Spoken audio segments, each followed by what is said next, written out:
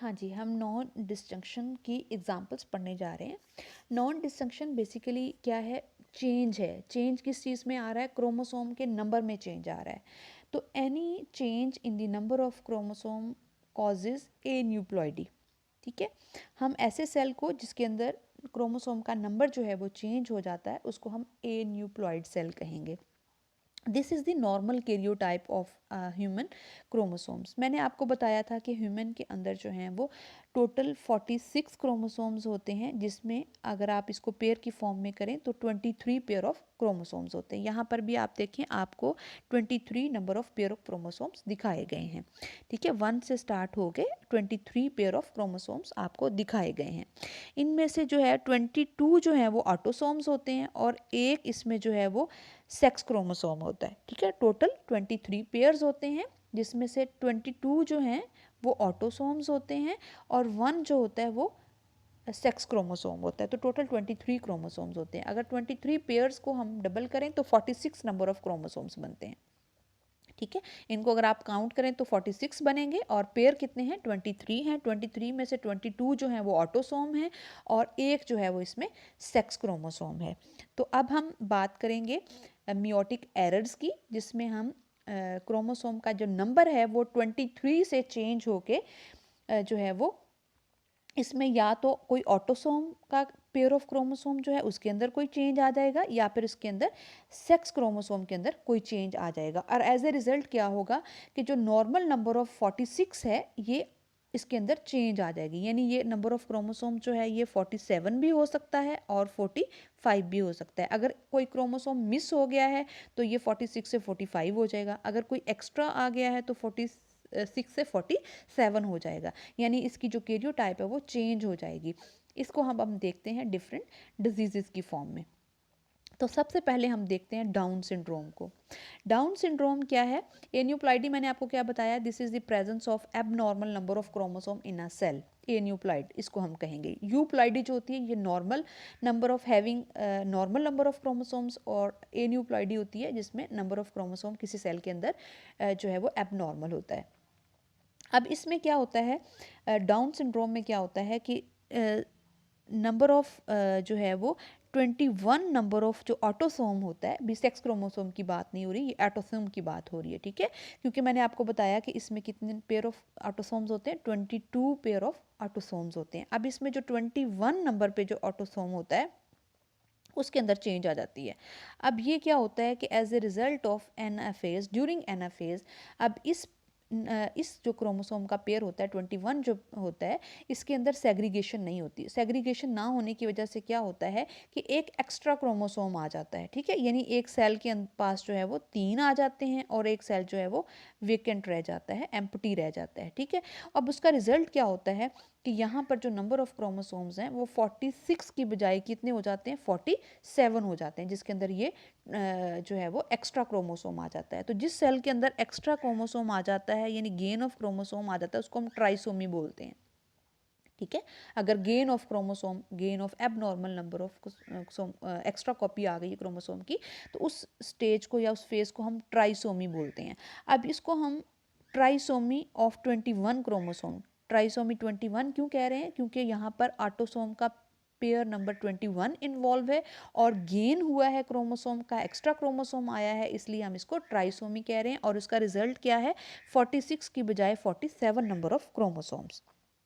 or as a result of this abnormality, this abnormal number of chromosome, the result is the disease which is called as Down syndrome.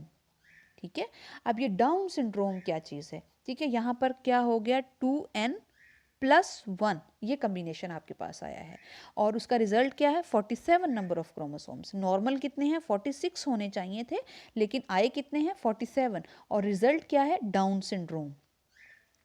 अब ये down syndrome क्या है? इसके reasons क्या हैं? ठीक है, जो ओल्ड एज मदर्स होती हैं, टीन एज जो मदर्स होती हैं, उनके अंदर इस डिज़ीज़ के चांसेस बहुत कम होते हैं। लेकिन जो ओल्ड एज मदर्स होती हैं, जब इनकी लेट मैरिजेस होती हैं, तो उसमें ऐसे बच्चे पैदा करने की जो टेंडेंसी होती है वो ज़्यादा होती है, यानी इसका जो रिस्क फैक्टर है वो हाई होता है।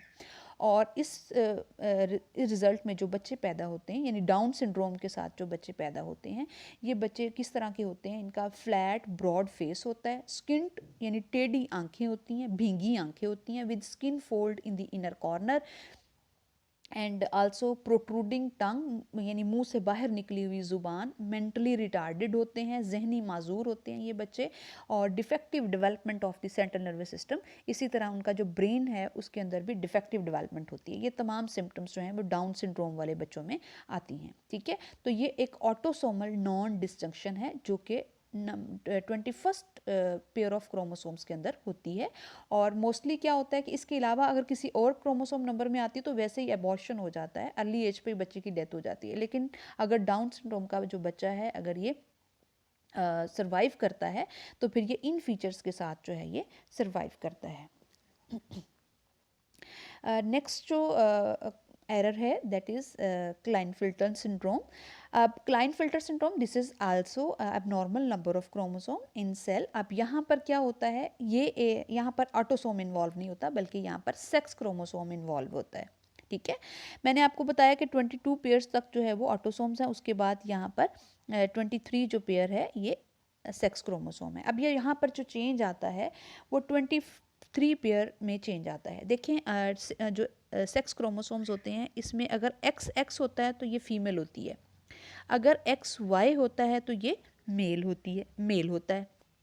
ठीक है, XX जो है ये फीमेल है और XY जो है ये मेल है। नॉर्मल यानी मेल और फीमेल का मैं आपको बता रही हूँ। लेकिन इस सिंड्रोम के अंदर क्या होता है कि जो सेक्स क्रोमोसोम होता है इसमें XY के साथ एक एक्स्ट्रा X क्रोमोसोम होता है, यानी होना ये चाहिए था XY मेल होना चाहिए था, लेकिन अब इसके पास एक एक्स्ट्रा X क्रोमोसोम आ गया है। अब इसका रिजल्ट क्या होता है कि यहाँ पर भी जो नंबर ऑफ क्रोमोसोम है वो 46 नहीं होता बल्कि 46 की बजाय 47 हो जाता है। ठीक है, अब 47 होने की वजह से क्या होता है कि यहाँ पर एक्स्ट्रा क्रोमोसोम की वजह से इस मेल के पास चूंकि एक्स्ट्रा एक X क्रोमोसोम है, जिसकी वजह से क्या होता है कि ये मेल विद फीमेल करेक्टरिस्टिक्स जो है ये पैदा होते हैं, यानी होते ये मेल हैं लेकिन इनकी जो करेक्टरिस्टिक्स होती हैं वो फीमेल जैसी होती हैं। सेक्सुअली मेल होते हैं लेकिन फिनोटिपिकली ये फीमेल होते हैं। ठीक है, अब यहाँ पर जो कम्बिनेशंस आते हैं वो 44 ऑटोसोम्स प्लस XXY, यानी होना तो ये चाहिए था, यानी ऑटोसोम यानी सेम है, ठीक है, बिल्कुल प्रॉपर नंबर है, लेकिन यहाँ पर जो सेक्स क्रोमोसोम है वो चेंज हो गया यानी XXY हो गया।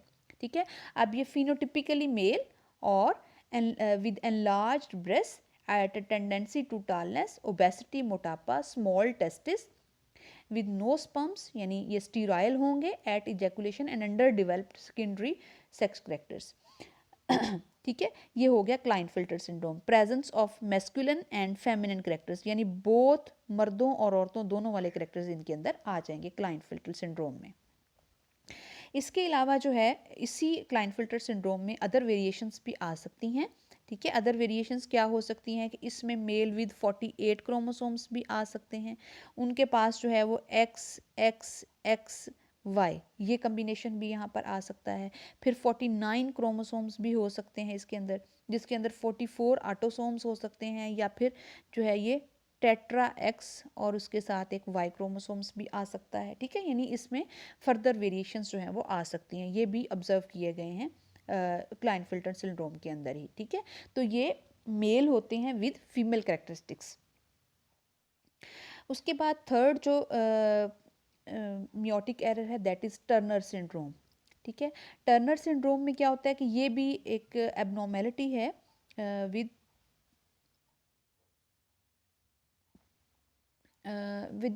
X chromosome. अब मैंने आपको बताया कि नॉर्मली फीमेल का जो कम्बिनेशन है वो क्या है, XX।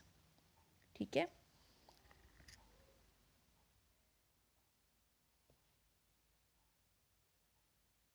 XX फीमेल होती है और XY मेल होता है। अब यहाँ पर क्या है कि फीमेल के अंदर 2 X होते हैं। अब टर्नर सिंड्रोम में क्या होता है कि यहाँ पर 1 X क्रोमोसोम मिसिंग होता है, यानी X नॉट ये कम्बिनेशन आ जाता है, एक X क्रोमोसोम मिसिंग होता है। और ये फीमेल क्या होती है विद ओनली 1 एक्स क्रोमोसोम, होती फीमेल है लेकिन with only 1 x chromosome instead of 2 x chromosome. So 1 missing x chromosome जो है ये जो है वो इसमें आ जाता है, यानी यहाँ पर क्या कम्बिनेशन आएगा, यहाँ पर 44 ऑटोसोम प्लस 1 एक्स क्रोमोसोम। ठीक है, होने तो 2 एक्स क्रोमोसोम्स चाहिए थे लेकिन आते कितने